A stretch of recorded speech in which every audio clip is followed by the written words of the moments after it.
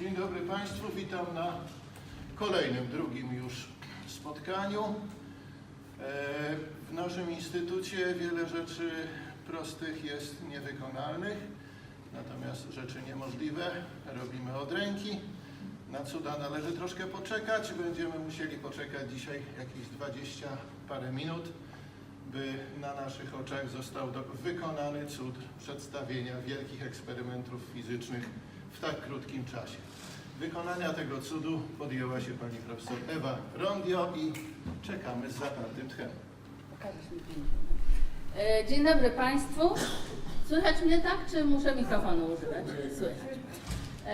Będę chciała Państwu opowiedzieć o eksperymentach, to znaczy o tym, w jaki sposób my staramy się zmierzyć, wyciągnąć informacje o modelu standardowym. O modelu standardowym słyszeli Państwo na poprzednim wykładzie. To są jego podstawowe składniki, które staramy się badać. Tak naprawdę w codziennym życiu spotykamy się tylko z tymi trzema, no ale pozostałe też są ważne do tego, żeby opisać to, co się dzieje. Mamy 3 rodzaje oddziaływań, no i będę chciała Państwu pokazać, w jaki sposób dostaliśmy tą dodatkową informację, która nam trochę zamyka ten model standardowy. Tutaj mamy taką linijkę, która nam pokazuje, jaka jest skala tych eksperymentów. I ja dzisiaj będę mówić o eksperymentach z tej części skali, to znaczy tam, gdzie my sięgamy do rozmiarów bardzo małych, porównywalnych z rozmiarem atomu, czy jeszcze nawet mniejszych, porównywalnych z rozmiarem pojedynczego protonu. Gdzie to robimy? No, takim typowym i wszystkim znanym przykładem jest wielki zderzacz hadronów, który znajduje się pod Genewą. Tu mamy jezioro genewskie. Wielki zderzacz znajduje się tutaj na granicy Szwajcarii i Francji, a tak naprawdę pod ziemią, do 100 metrów pod ziemią, gdzie mieści się pierścień akceleratora. No i właśnie te wielkie eksperymenty, o których będę chciała coś powiedzieć. Ale zaczniemy od bardzo prostego obrazka, mianowicie na czym te badania tak naprawdę polegają. Otóż można sobie porównać te eksperymenty z czymś, do czego jesteśmy przyzwyczajeni. To znaczy mamy jakieś źródło czegoś, co nam bombarduje czy oświetla tarczę i następnie detektor, który ma nam powiedzieć, co się tutaj zdarzyło. No, w zależności od tego, co jest tą tarczą i co jest tym detektorem, to będziemy patrzeć na różne skale. Więc tak naprawdę nasze doświadczenie polega na tym, że my rozpraszamy jakiś pocisk na tarczy i na podstawie tego, co wyleci z tego rozproszenia, chcemy się zorientować, co wiemy tak naprawdę o tej tarczy. To jest taki schemat doświadczenia, a co się dzieje? No, mamy oddziaływanie między tym naszym pociskiem a tarczą. To oddziaływanie polega na wymianie jakiegoś nośnika, a fizycy ten obrazek przedstawiają w ten sposób, że coś mi tutaj ten wskaźnik szaleje, że wymieniana jest jakaś cząstka między naszym pociskiem i tarczą. No to zobaczmy sobie jakiś konkretny przykład i zobaczmy, czy rzeczywiście można się czegoś dowiedzieć na podstawie obserwacji torów pocisków, na przykład o kształcie tego, co rozpraszamy. Tutaj mamy narysowane tory 4 takich pocisków, które uderzają i możemy sobie popatrzeć, jak one się odbijają po zderzeniu z tym czymś, co tutaj jest schowane. No co to jest to, co tam widać pod spodem? Widzą Państwo ten obraz? Co tu jest schowane? Trójka, prawda? No dobrze, to spróbujmy jeszcze raz. Tu mamy drugi obiekt. No i tutaj znowu te pociski sobie przelatują, a jak zbliżamy się, to ten się tak odbija, ten wraca, a ten tak. To co tutaj mamy w tym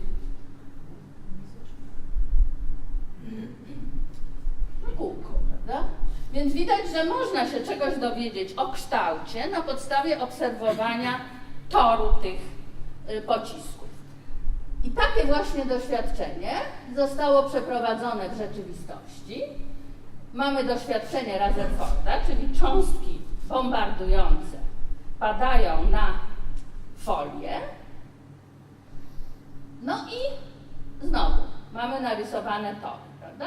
Większość przelatuje w ogóle nic nie przejmując się tym. Niektóre się troszkę odchylają, a ten na przykład i ten odbiły się znacznie bardziej.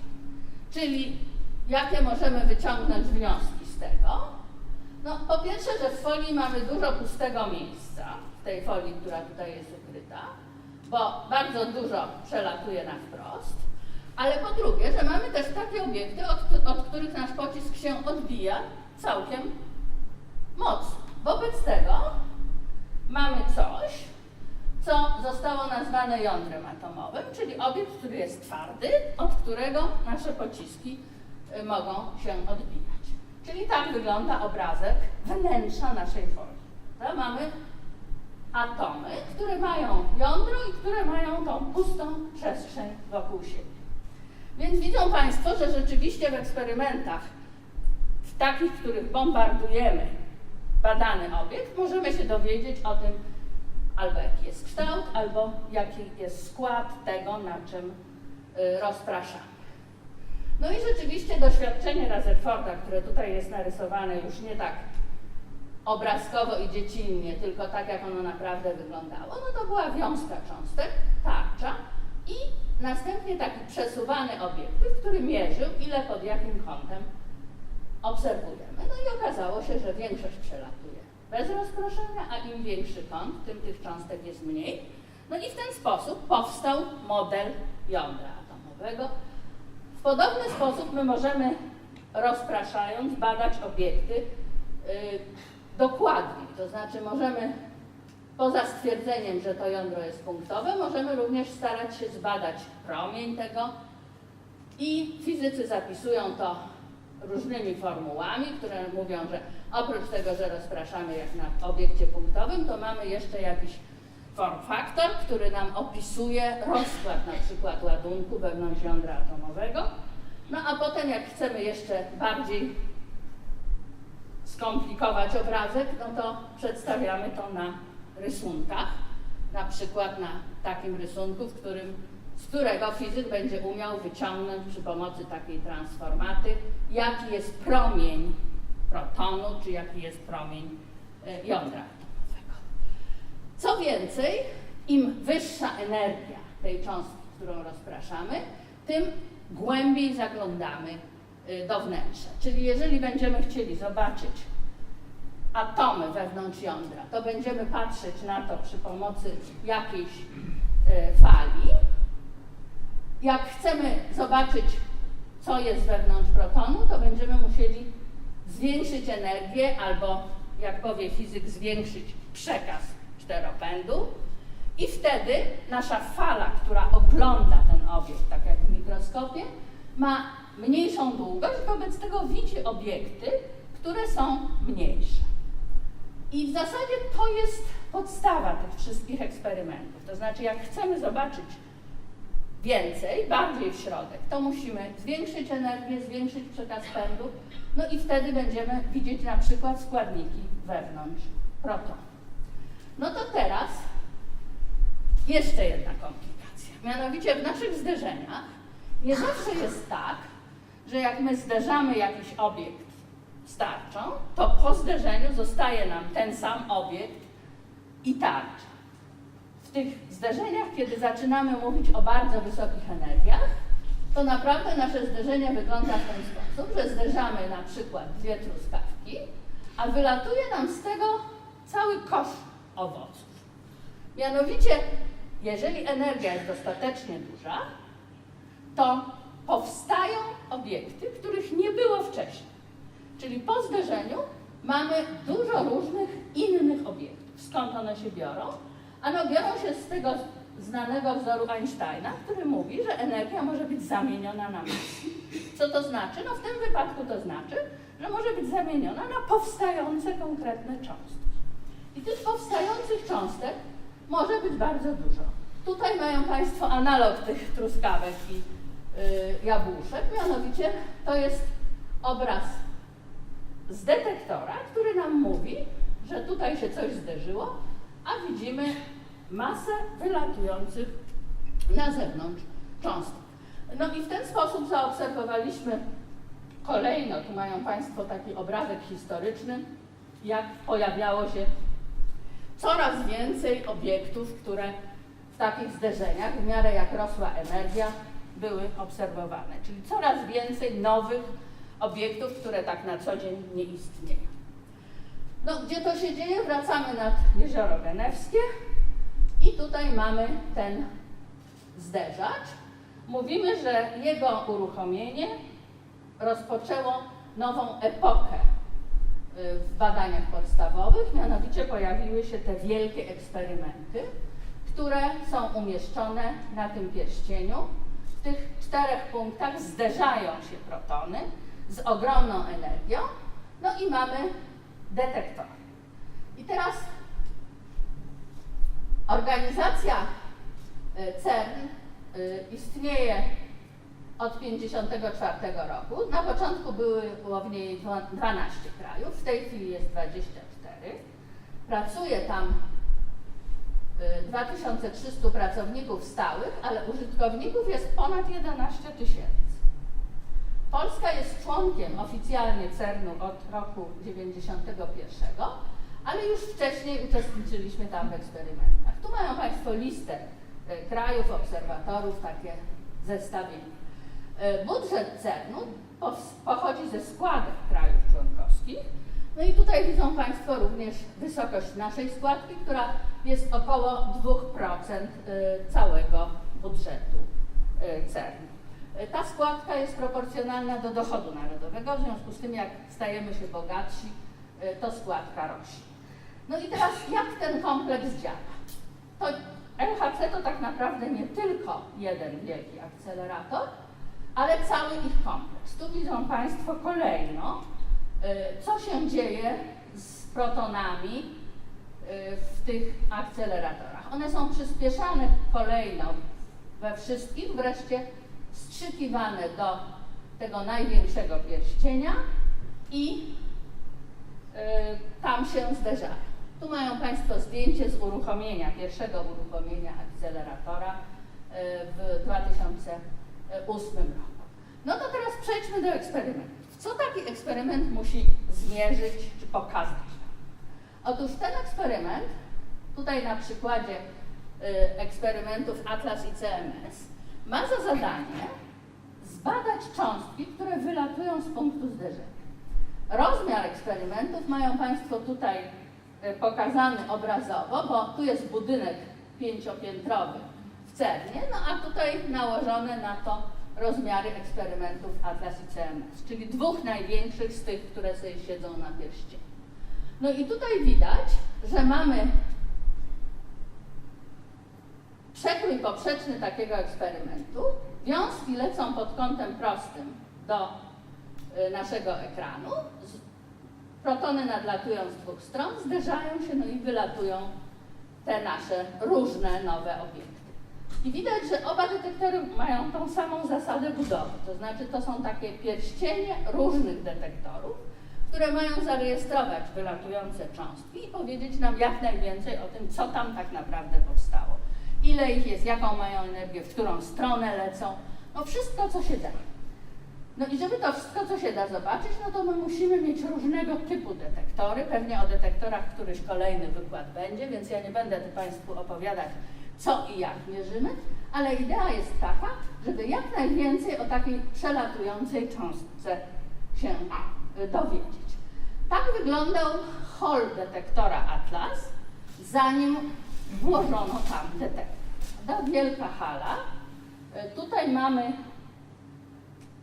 człowieka, żeby Państwo widzieli, jaka jest skala tego przedsięwzięcia. No i teraz mamy nakładanie kolejnych warstw tego detektora. Tutaj najbardziej imponujące są te zwoje magnesu, który będzie tworzył pole magnetyczne wewnątrz detektora. Po co nam pole magnetyczne? No po to, żeby dowiedzieć się czegoś o pędzie cząstki, o tym, jak szybko ona leci. To dobrze jest ją wsadzić w pole magnetyczne, bo ona wtedy będzie się poruszała po zakrzywionym torze i z tego zakrzywienia będziemy mogli wyznaczyć jej energię. Więc tu znowu mają Państwo człowieka i te gigantyczne uzwojenia.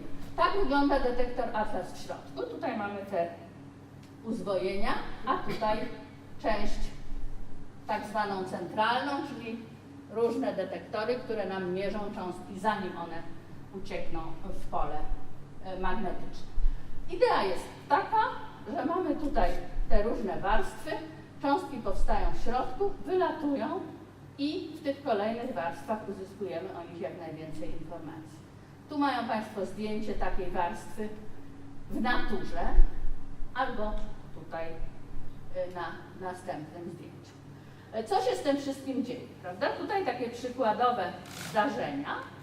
No, jak już te nasze detektory zapiszą te wszystkie informacje, to tutaj chciałam Państwu pokazać, jaki jest rozmiar informacji, które zapisujemy. Mamy 4 eksperymenty, one działają rzędu 15 lat. Na jedno zdarzenie zapisujemy kilka megabajtów danych. Potem staramy się je redukować i zapisywać wreszcie w postaci takich użytecznych informacji. W każdym razie mówimy tutaj o dziesiątkach petabajtów danych zapisywanych z takiego eksperymentu. Co to znaczy? No to znaczy, że jakbyśmy chcieli zapisać te wszystkie dane na kasetach, takich kasetach DVD, które znamy, to nam by się zbudowała taka wieża, która sięga około 20 km.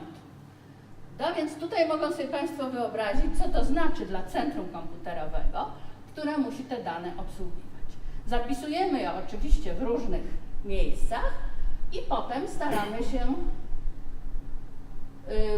odtwarzać możliwie dużo informacji o samych detektorach. Jak to się dzieje? Ano dzieje się to dzięki istnieniu tak zwanego grida, czyli sieci wielu bardzo komputerów na całym świecie połączonych ze sobą, które komunikują się ze sobą, przesyłają te dane. Jeżeli gdzieś fizyk zapuści program, to on sięga do tych danych, które są zapisane gdziekolwiek, ściąga je sobie, wykonuje obliczenia i wynik dostaje na miejscu. Więc dzięki tej działalności możliwe jest wykorzystywanie informacji z każdego miejsca na świecie, które do tego grida jest podłączone. Tutaj mają Państwo listę różnych innych dyscyplin, które również korzystają z takich rozwiązań gridowych. To się staje w tej chwili coraz bardziej popularne. A jak skomplikowane są te zdarzenia, to chciałam Państwu pokazać tutaj. Ostatecznie zrekonstruowane zdarzenie, które jest wykorzystywane w eksperymencie, mamy tutaj, czyli mamy zderzenie i następnie zrekonstruowane tory, prawda, te linie, ich nie widać normalnie, ale trzeba je zrekonstruować. A tu mamy również informacje z kalorymetrów, czyli z takich urządzeń, które nam mówią, jak dużo energii cząstka tam zostawiła. No i to jest taki obrazek poglądowy, jak wyglądało zdarzenie. A tutaj widzimy, jak to wygląda w praktyce z punktu widzenia komputera, który zaczyna na to patrzeć. Mianowicie tych zdarzeń jest wiele równocześnie, one się na siebie nakładają. I tutaj mamy taki obrazek, z którego komputer wysupłał 25 małych oddziaływań, z których jedno było ciekawe, mianowicie powstał tutaj ten ciężki bozon pośredni i rozpadł się na 2 miony, które sobie wyleciały. Więc tak wygląda ta praca komputerów i fizyków na co dzień, żeby wyciągnąć te interesujące oddziaływania z tego gąszczu torów, które nam się tutaj pojawiają. Co potem fizycy z tym robią? Ano próbują wymyśleć różne zmienne, różne kombinacje tych informacji, które wyciągamy i następnie narysować je, żeby zobaczyć, czy na przykład w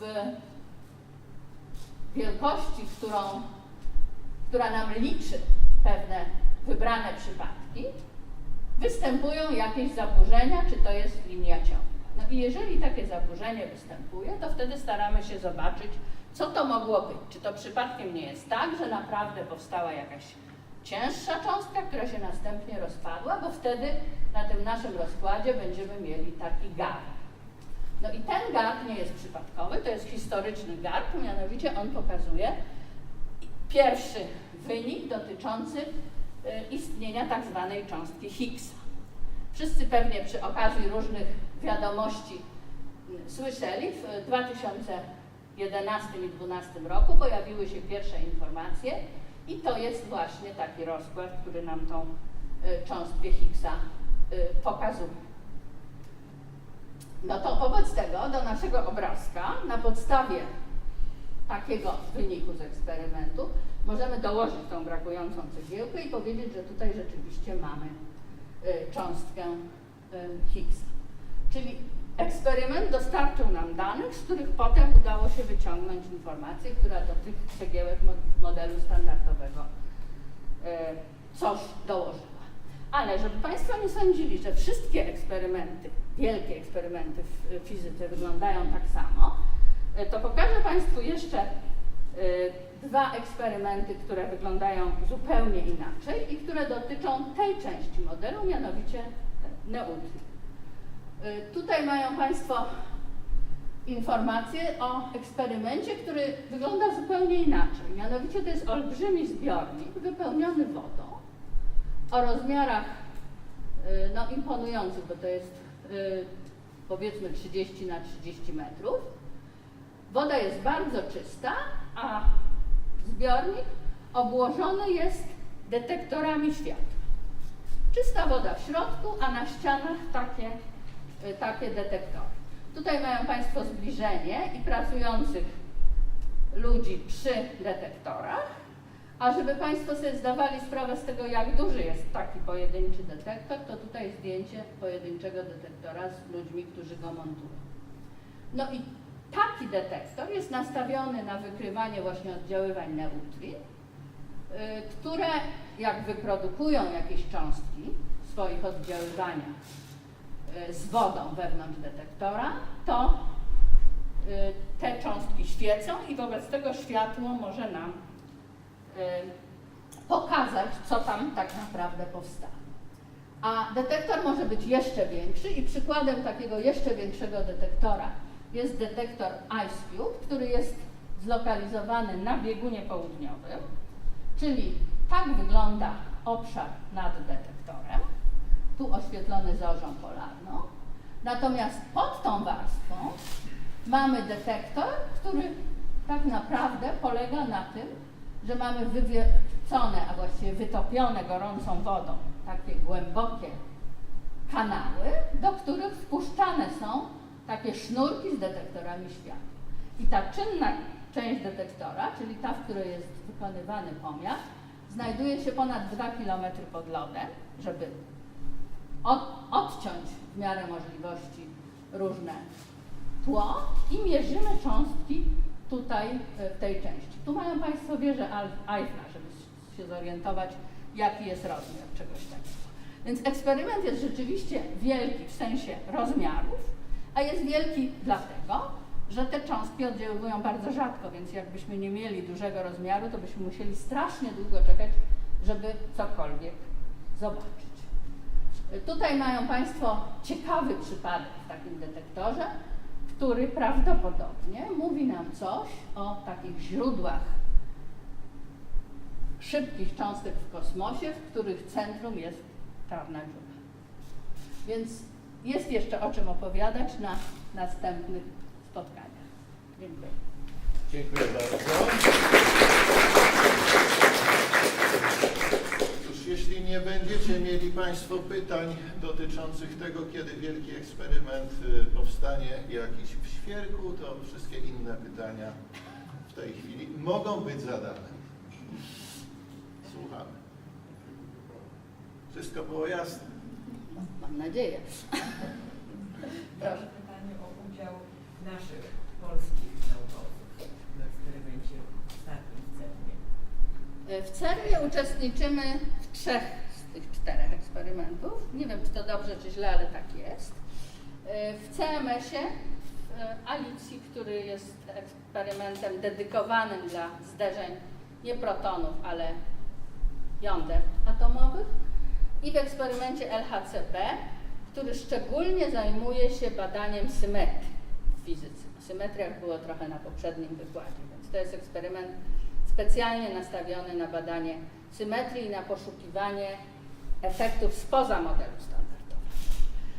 Również uczestniczymy w mniejszych eksperymentach w CERN-ie, a jeśli chodzi o eksperymenty neutrinowe, to w tym pierwszym, który pokazywałam, mamy polską grupę, całkiem liczną, w IceCubie i Amandzie. Z innych wielkich eksperymentów oczywiście uczestniczymy także w eksperymentach poszukujących fal grawitacyjnych, które także są wielkie i pewnie będzie okazja, żeby na ich temat Tak, ale to powiedzieć. one nie dotyczą zderzania. Ale one nie dotyczą zderzeń, tak. Czy jeszcze jakieś pytania? No właśnie, to znaczy te eksperymenty dotyczące cząstek elementarnych, to wiadomo, już zostało to ładnie przedstawione, dlaczego one muszą być wielkie, ale czy istnieją inne dziedziny fizyki, w których tak duże kolaboracje są potrzebne, żeby posunąć do przodu wiedzę, czy To znaczy tu rzeczywiście problemem jest to, że żeby zbudować taki detektor i następnie go obsługiwać na co dzień, to potrzebne są setki ludzi. Wobec tego te największe eksperymenty to mają listę autorów, która się składa z 2000 osób. Oczywiście zarządzanie takim eksperymentem to jest przedsięwzięcie samo w sobie, no bo to jest większe niż cały nasz instytut. I jeszcze w dodatku ludzie są rozrzuceni po całym świecie.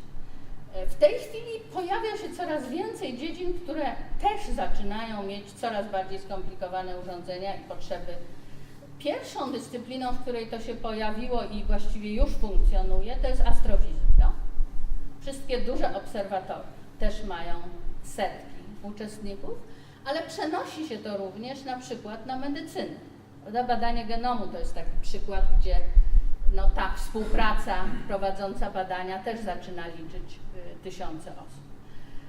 Więc fizyka jądrowa to trochę mniejsze skale, bo mniejsze energie, wobec tego te detektory nie muszą być aż tak duże. Ale no, ta skala jest nie do pominięcia, to znaczy nie da się zbudować eksperymentu, który będzie badał ten model u źródła bez czegoś, co jest geometrycznie bardzo duże. No a potem oczywiście, im bardziej jest skomplikowane, tym więcej osób potrzeba do obsługi. Jeszcze jedno pytanie, tak? Czy będzie w planach budowa jakiegoś jeszcze większego eksperymentu? Tak, jest w planach budowa jeszcze większego eksperymentu. Na razie fizycy nie mogą się zdecydować, który z projektów chcą wybrać. Projekty są w zasadzie 3. Jeden mówi o tym, że zbudujemy jeszcze większy, również kołowy zderzacz, ten ma 27 km średnicy, tamten będzie miał 100, czyli trzeba wykopać nowy tunel i zbudować nowy akcelerator. Druga możliwość to przejście na akcelerator liniowy, czyli zderzamy cząstki, ale już lecące po prostej i przyspieszane na tych prostych. To jest o tyle interesujący pomysł, że takie biegające po kółku cząstki wypromieniowują bardzo dużo energii, więc to jest nieekonomiczne, a jak lecą po prostej, to tego nie robią, ale zderzamy je tylko raz. Natomiast jak to biega po kółku, no to zderza się wielokrotnie. Więc są argumenty i w tą stronę. Trzecia opcja jest taka, żeby do istniejącego już akceleratora LHC dobudować taki liniowy akcelerator stycznie i zderzać jedno z drugim. Które wygra, zobaczymy. W tej chwili jest taki program strategii na najbliższe 20 lat i na początku przyszłego roku będą zalecenia z tej strategii, w którą stronę CERN powinien pójść. No myślę, że w tym momencie pora skończyć i wrócić do pracy. Ale wcześniej herbata i ciasteczka. Zapraszam.